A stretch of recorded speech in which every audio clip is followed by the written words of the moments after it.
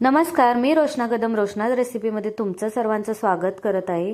तर खास 31 डिसेंबरसाठी मी तुमच्यासाठी नॉनव्हेजची रेसिपी शेअर करणार आहे। नॉनव्हेज प्रिय लोकांसाठी हा खास व्हिडिओ आहे। तर मी इथे मटण कोल्हापुरी पद्धतीचं तांबडा रस्सा, पांढरा रस्सा आणि सोलकढी असे तुम्हाला सर्व पदार्थ दाखवणार आहे।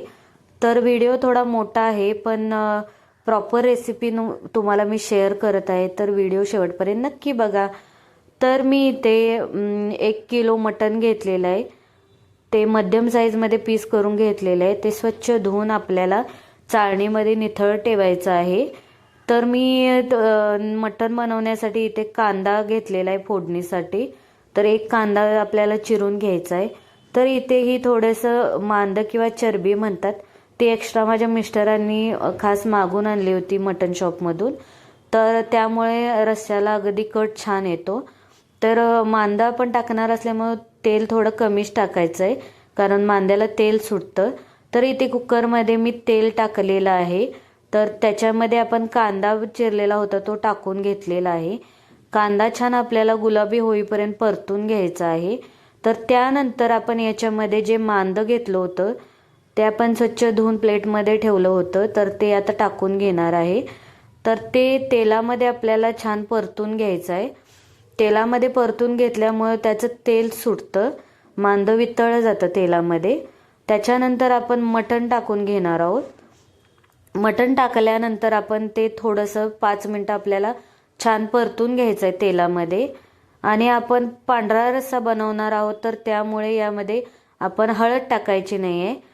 तर मी ते 2 चमचे मीठ टाकलेलं आहे। तर मोठे 2 चमचे आपण मीठ टाकून छान परतून घ्यायचं आहे मटण। परत एकदा 2 मिनिटं आपल्याला मिठामध्ये परतून घ्यायचं आहे। तर अशा पद्धतीने मीठ टाकून झालेलं आहे। तर छान परतूनही झालेलं आहे मटण आपलं। तर आपण याच्यावरती झाकण ठेवून एक 10 मिनिटं आपल्याला मंद गॅसवर हे शिजू द्यायचं आहे। तर मीठ टाकल्यामुळे मटणाला पाणी सुटतं, तर त्याच पाण्यामध्ये आपल्याला प्रथम मटण शिजवून घ्यायचं आहे। कुकरचं टोपण हलकं वरती ठेवलेलं आहे, मी लावलं नव्हतं ते। तर असं पाणी सुटलेलं आहे मटणाला आणि ते पूर्णपणे आटवून घेतलेलं आहे। त्यानंतर मी साईडला जे पाणी गरम केलं होतं ते याच्यामध्ये टाकून घेणार आहे। टोटल मी 1 लिटर याच्यामध्ये पाणी टाकलेलं आहे। तर तशी 2 भांडी मी याच्यामध्ये पाणी टाकून घेतलेलं आहे। आणि आपल्याला आता कुकरचं झाकण लावून आपल्याला 4 शिट्ट्यामध्ये माझ्या कुकरला मटण शिजतं। तर तुमच्या कुकरला एखादी शिट्टी जास्त लागत असेल तर देऊ शकता तुम्ही। तर इथे मगजबी, काजूगर आणि मी पांढरे तीळ घेतलेले आहेत पांढऱ्या रश्श्यासाठी। एक मोठा नारळ बारीक तुकडे करून घेतलेले आहेत। तर इथे हा मी मसाला सुक्क आणि रश्श्यासाठी बनवलेला आहे। तर तो आपला नेहमीचा मसाला आहे। कांदा, टोमॅटो भाजून, सुकं खोबरं भाजून घेतलेलं आहे आणि त्याच्यामध्ये आपण आलं, लसूण आणि थोडीशी कोथिंबीर टाकून हा मसाला आपण वाटून घ्यायचा आहे मिक्सरवरती बारीक। तर त्याची रेसिपी सुद्धा माझ्या चॅनेलवर अपलोड आहे, तर पाहू शकताय। तर तो मसाला इथे मी कढईमध्ये तेलात टाकून छान परतून घेतलेला आहे। त्याच्यामध्ये थोडंसं आपण लाल तिखट घातलेलं आहे, ते काश्मीरी लाल मिरची पावडर आहे 2 चमचे आणि 2 चमचे आपण कोल्हापुरी लाल तिखट टाकलेलं आहे। आणि मीठ आपण इथे थोडंसं टाकलेलं आहे, एक अर्धा चमचा। आणि छान मसाला आपल्याला तेल सुटेपर्यंत परतून घ्यायचा आहे। हळद 1 चमचा टाकलेली आहे। तर मसाला आपल्याला मंद गॅसवरती छान तेल सुटेपर्यंत परतून घ्यायचा आहे। तर अशा पद्धतीने आपला मसाला भाजून झालेला आहे।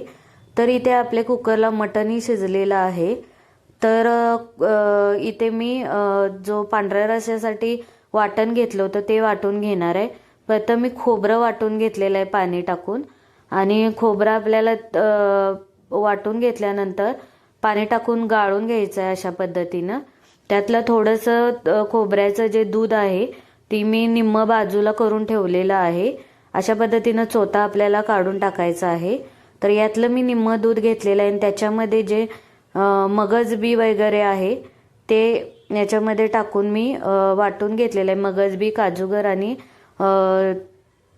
पांढरे तीळ भिजवून आपण ते वाटून घेतलेलं आहे। तर ते गाळून घेतलेलं आहे। त्याच्यामध्ये आपण जे मटन स्टॉक होता तो गाळून घेऊन तो निम्मा टाकून घेतलेला आहे. निम्मा आपल्याला तांबड्या रश्श्यासाठी ठेवायचा आहे. तर इथे मी तूप घेतलेलं आहे पांढरा रस्सा फोडणी टाकण्यासाठी.